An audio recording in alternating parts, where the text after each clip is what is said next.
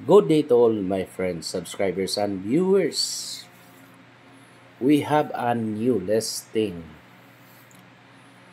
3 hectares at 250 pesos per square meter. Located in Barangay Kamambugan, Ubay, Bohol. All are flat terrain. And it has fruit trees na ay mga prutas. Planted by fruit trees like papaya, siniguelas, jackfruit, and the one is famous, the dragon fruit.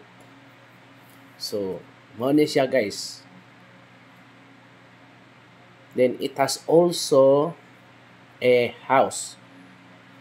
The house has electricity. And right now, it was not already occupied by the owner because the owner is already old, very old. So, tiguang ng tag-iya guys. And then, children also are working abroad. So, mana. The decision is to sell the property. It has all perimeter fence. Then there are also mango trees on the property. Daghan siya og manggahan. So this is the papaya. Mo ni mga kapayas, guys. Papaya man ni in terms. So negotiation is on when you are already in final decision yun nga paliton kay seller will not really accept just this is their offer 250 pesos per square meter, then approximately 1 kilometer more or less from the Ubay airport. So naay airport sa Ubay guys nga wala pa gyud magamit or wala pa gi-utilize, although it is already existing. So mo na siya guys. Then you can see that deep well, so naitabay, so there's no problem. So this is the dragon fruit. Indot baya unta kaayo no, matiman lang ning dragon fruit ani guys, mas nindot yun, although wa na gyud matiman. And it has also a private road going to the property. So, mao na yung mga detalye, guys. So, pero, from the highway going to the site, we need not to bring automobile. Although, if we can bring a pick-up car, much better. Kay dili pa gyud maayo ang karsada, guys. Not good road, rough road only, but soon to be concrete according to my guide. Pwede ra masiminto na daw na pohon, pero takibaw kanus basta simintohon yun na mana siya guys. So it's a government, ana man na gobyerno, pero nasugdan na bayag siminto pagpadayon na lang. So mana siya guys. So, this is the dragon fruit trees. So, pila may maabot aning kuan? 250 niya, 3 hectares, no? Dako-dako sad. Times 30,000. So, 7.5 million pesos. Sus, kung nakakay 7.5 million pesos, guys. So, yakining jackfruit. Kuan ni guys, kanang gikan daw ni sa Leyte. Nindot kani mga tamis. Super tamis ni siya. Nga jackfruit. So, actually, honestly, kung imo gyud ning tarungon, no, nindot yun siya. Farming, poultry, piggery. So, Very nice yun. Unta ang property kung maato lang ma-operate o klaro. Mana kay may edad naman si sir, so mana nga i-surrender na lang ni. Ilan na lang ning ibaligya. So, muna siya guys. By the way guys, the Ubay, Bohol is a first-class municipality of Bohol Province. It has 45 barangays, 45 ka barangay.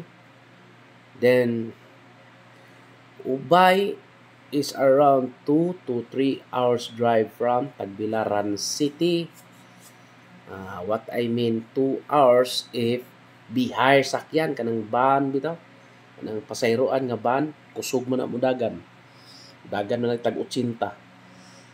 So mo na siyang tag 2 hours ra gid kasagaran from Ubay to kuan Tagbilaran. Pero kung ari ka sa truck or bus, tag 3 hours yun na kasagaran. 3 hours or 3 hours and a half. Depende sa driver or sa pasahero. Yun na siya guys. Then, gusto ka maligog dagat, although there are beaches in Ubay, in Sinandigan, or if you want white sand beaches, you go to Anda, which is around 45 minutes or less. 30 to 45 minutes drive from Ubay. So, managilayon. Or ibutang talag 1 hour. Pinakalayo.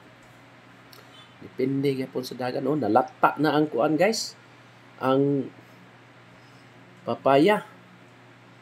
So, grabe. Sayang nga. So, kung naay makapalit ani, nindot yun kay dagko kayong papaya. Kanindot yun unta. So, very nice property. Nga. Panglao to Ubay is just like that. 2 to 3 hours drive. Panglao International Airport. Then, Ubay has also a seaport going to Cebu and going to Leyte. Then, Ubay is a connecting route from Manila, Samar, to Ubay, Bohol, because there is already a bus from Bohol, round Bohol to Manila. Naay bus diri guys, tag 3 days lang biyahe paingon sa Manila. 2 to 3 days man siguro to ni. Connecting na dito sa pier sa Ubay, going to Leyte in Samar. Ano siya guys. And this is the property. Mao gini siya ang property. So, all you have to do is to improve and clean up all the grasses in the property. So, mao na siya guys. Magseryoso na ta ha kay mao na gyud ni. So, okay.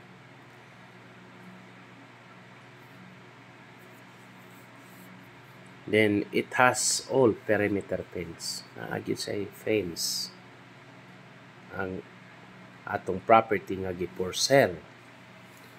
So, actually, this is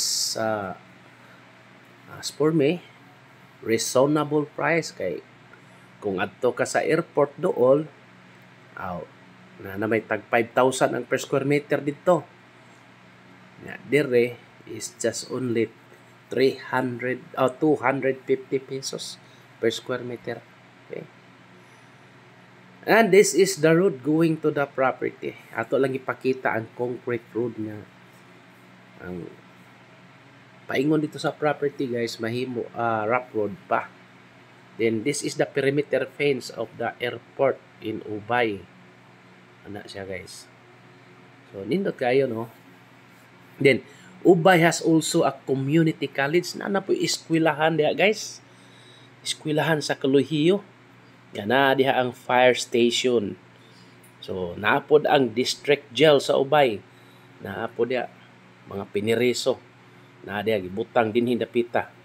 So meaning these are all going to urban area. So dool siya sa mga urban area na itong property. So muna siya guys. So, nindot kayo. Nindot magitanan. So for inquiries, just contact me and please subscribe our YouTube channel. We will process land title, condominium title, and license to sell. Katong nag-subdivision guys nga wa pay license to sell, pwede ta mo process. Then beware sa mga nag-subdivide og mga property. No license to sell or subdivide gani sa mga managsuon or mga heirs, okay lang na.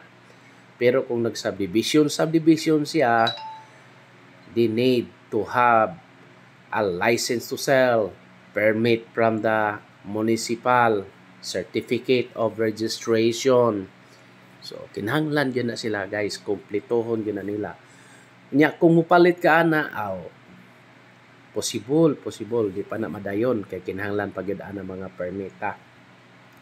So, careful ta tanan. Thank you and God bless to all. Happy viewing. Bye!